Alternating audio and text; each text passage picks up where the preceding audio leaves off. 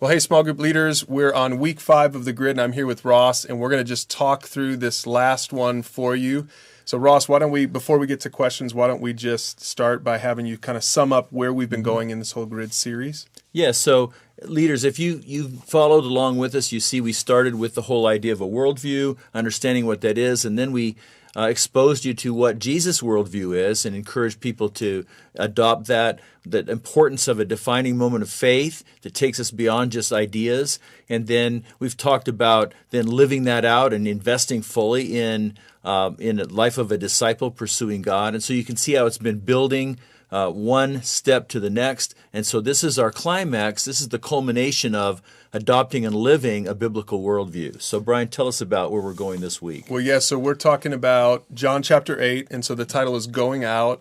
And so now, this is the most practical thing, right? Mm-hmm. Is how do I go, now that I have this new grid, how do I go out into the world?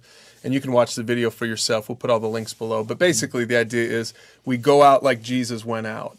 You know, we're using the story of the adulterous woman caught in sin and how Jesus dealt with that sort of kind of a clash of worldviews, right? The Pharisees had this religious worldview. The woman caught in sin had a secular worldview, potentially.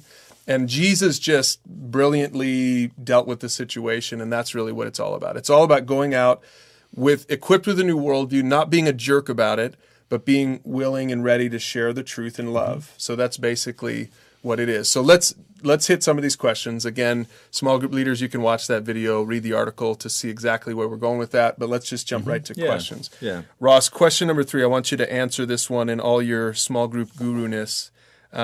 Share an example of what it would look like to go into the world, sharing the truth of the Bible without love.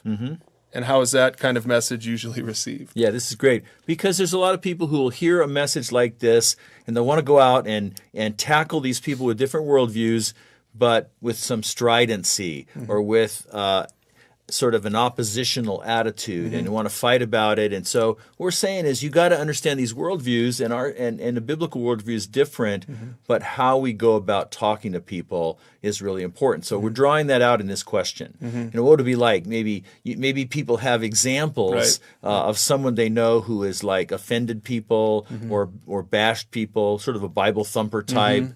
And the result will be negative. So we want to pinpoint that and show the extreme in order to show really how Jesus would have done it. Yeah, because we don't want people taking the series and then going out with this new courage and just being total jerks on social media, at school, at work.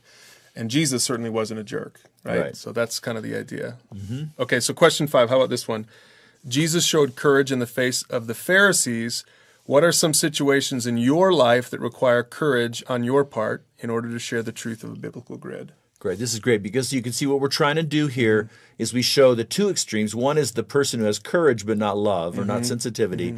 The other person, maybe is a loving person or compassionate, but they don't have the courage to actually engage someone, to actually share the gospel. There's at some point people have to talk. We have to talk to people about beliefs. Now, which one do you suspect most Christians would err? Which side would they err on? Yeah, there's going to be 1 out of 10 who is the first example, and probably 9 out of 10 who follow who are more this example. Yeah. People need to be courageous, but realize that you don't have to become that jerk in order to courageously engage. Just start a conversation. Just say something, ask a question. So we're going to help people understand those two extremes and understand how they can maybe step into both of those in a balanced way. And I think a small group leader should probably just be mindful of their own group because, I'm thinking about my group. You're probably thinking about your group. My group, they're not jerks. They're not on social media blasting people with truth. I'm probably going to have to encourage my group to step out a little bit, to have a little courage, to be willing to engage and maybe share a link from the website or something like that. But there might be some groups out there that have some real zealots. So I think that small group leader needs just to be mindful. Just be ready to sort of, whichever side your group member swings on, just to help them to, hey, listen, we want to try to strike this there's a tension there between sharing truth and being loving at the same time when you do it, right? And so that's what this thing is about. And that's great because we see Jesus acting that way. Right. So you have people who want to justify their approach, but they can't really do that in light of Jesus' example. Right. And I think it's also good to note, this might come up in the small group or even in the sermon, that Jesus was he erred more on the side of truth with the Pharisees because they were just religious, stuck in their own grid. Right. And he was pretty bold with what he said to the Pharisees. Maybe I shouldn't say it like this, whereas he erred a little more on the side of love. He was very personal and loving and caring with the woman caught in sin. Right. But as we notice, he still called out the sin Right. and told her to He still stop told her sinning. to. And so what I see is if people are self-righteous, maybe you are a little more, focus a little bit of judgment element in there. If people are broken, then you share the truth maybe with a gentler hand. That's great. That's a great way to think about it. All right, one more question here. Write down question number 8. Write down the name of a person who needs to hear some truth from you. What do you need to say?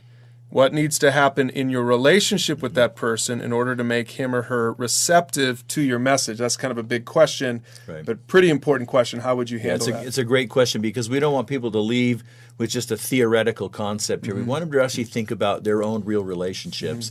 And it's a great question because, again, Jesus puts the truth in the context of love. And so the second part of the question really is about how do you establish the credibility of your care and your concern? And the first part of the question is then, what do you need to do in that context? What do you need to say, I should say? What do you need to say? So we just really want to encourage the small group host to help people draw out the practical application of this. So, we don't want to just have you think about a person in your mind and think of, you can actually name a person and say, my sister-in-law, my cousin, whatever it is, my coworker, and then turn the group into maybe a strategy session to help each other figure out how to approach a next step with that person. And I would also say to figure out which topic you can share with that person, because I think a lot of times people think, well, the topic is the gospel. I've got to share the gospel. Well, not necessarily. They might not be ready for the gospel. Right. They might be ready for something on parenting or on marriage or on money or on relationships or forgiveness or whatever. And maybe that's the topic you engage them on. And again, our resources have all these topics. Right, If you engage them on one of those topics and then over time, then eventually once you've established that relationship, now you can help them with really what we would say is the ultimate topic, which is the gospel. Bring them through foundations, lead them to Christ.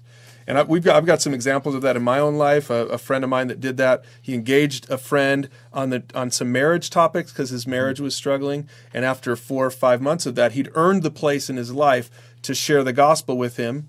They went through foundations and they came to faith. So really, that's what we're thinking of when we're thinking about this. The Pursue God resources are all about equipping you with your biblical grid and equipping you to go out into the world with the biblical grid. So I would just encourage you, small group leaders, make sure you check out, linked in question number 8 there is the topic called How to Help Someone Pursue God. Make sure you check that out and maybe even use that as a follow-up conversation next week once you're done with the grid series, because that really gets at the heart of making disciples and going into the world and being obedient to the great commission of Jesus Christ. So anyway, I hope that's helpful for your small group as you get ready to finish up the grid series. And I guess we'll see you just in the next video in the next series as you continue to help people pursue God.